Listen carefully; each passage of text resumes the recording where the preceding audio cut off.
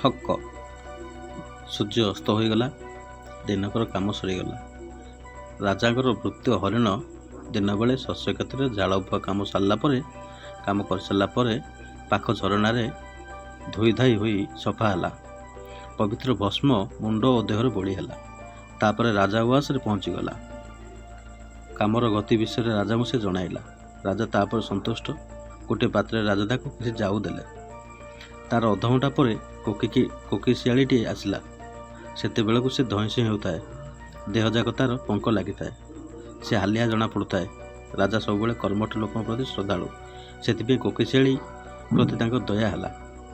ତାର କାମ ପାଇଁ ସେ ତାର ପିଠିକି ଥାପଡ଼ାଇଲେ। କହିଲେ, ତୁମକୁ ଯେଉଁ କାମ ଦିଆହୋଇଛି ତାହାକୁ ତୁମେ ଅତି ନିଷ୍ଠାର ସହ କରୁଛ। ସେଥିପାଇଁ ମୁଁ ତୁମ ଉପରେ ଭାରି ଖୁସି। ମିନିଟିଏ ବିଶ୍ରାମ ନ ନେଇ ଦିନେ ତୁମେ ସେ କାମ କରୁଛ। ତୁମର କର୍ଦ୍ଦମାକ୍ତ ଶରୀର ଏହାର ଚାକ୍ଷୁର ପ୍ରମାଣ। ସେ ମେଣ୍ଢା ମାଂସ ଓ ସ୍ୱାଦୁ ଖାଦ୍ୟ କୋକିଶିଆଳିକୁ ଦେଲେ। ଉଭୟ ଯେ ଯାହାର ବିଶ୍ରାମ ଗଲେ। ହରିଣଟି ସଚ୍ଚୋଟ। ରାଜାଙ୍କ ପକ୍ଷପାତିତା ବ୍ୟବହାରରେ ସେ ଦୁଃଖିତ। ସେ ମନେ ମନେ ଖାଲି ଗୁଣି ହେଲା। ଭୋରରୁ ସନ୍ଧ୍ୟା ପର୍ଯ୍ୟନ୍ତ ବିଶ୍ରାମ ଟିକିଏ ନ ନେଇ ସେ କ୍ଷେତ୍ରରେ କାମ କରେ।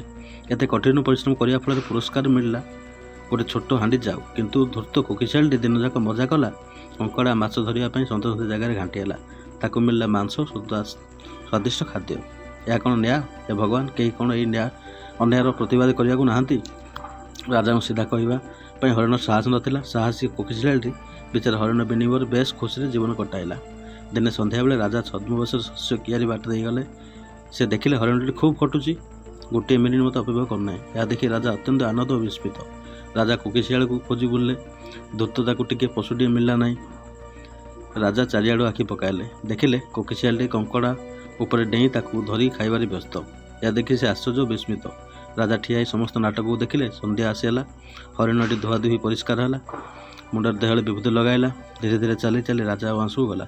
କୋକିଶିଆଳି କଙ୍କଡ଼ା ଓ ମାଛ ମାଛରୁ ପେଟେ ଖାଇଲା। ତାପରେ ସେ ପଙ୍କରେ ଗଡ଼ିଲା। ଦେହଯାକ ପଙ୍କ ଲାଗିଯିବା ପରେ ସେ ଉଆସକୁ ଦୌଡ଼ିଲା।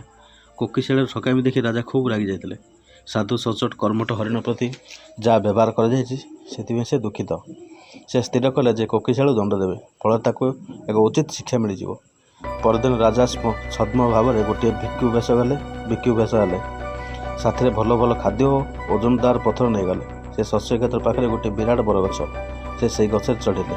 ଯେଉଁ ଡାଳ ଶସ୍ୟ କ୍ଷେତ୍ରରୁ ଓହଳିଛି ତାର ଘନ ଘନ ପତ୍ର ଭିତରେ ଲୁଚି ବସିଲେ।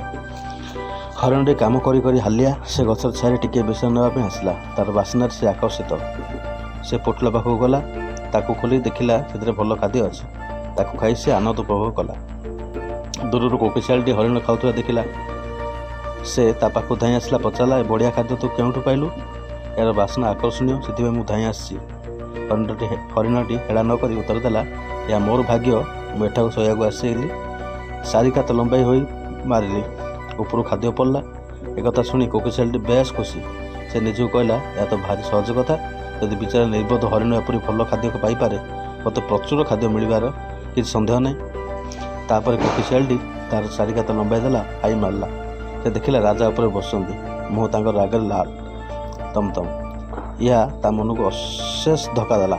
ରାଜା ତାକୁ ଲକ୍ଷ୍ୟ କରି ଉପରୁ ପଥର ଫିଙ୍ଗିବାକୁ ବାହାରିଲେ। ସେ ଚମକି ପଡ଼ିଲା। ଜୀବନ ବିକଳ ଡେଇଁ ଡେଇଁ ପଳାଇବାକୁ ବାହାରିଲା। ରାଜାଠାରୁ ଅଧିକ ପ୍ରଖର। ସେ ଏପରି ଭାବରେ ପଥରଟି ପକାଇଲେ ଯେ ତା କୋକିଶିଆଳିର ଉପରେ ପଡ଼ିଲା। ତାର ମାଡ଼ି ଦାନ୍ତ ଭାଙ୍ଗିଗଲା। ପ୍ରଚୁର ରକ୍ତସ୍ରାବ ହେଲା। ସେ ଜୀବନ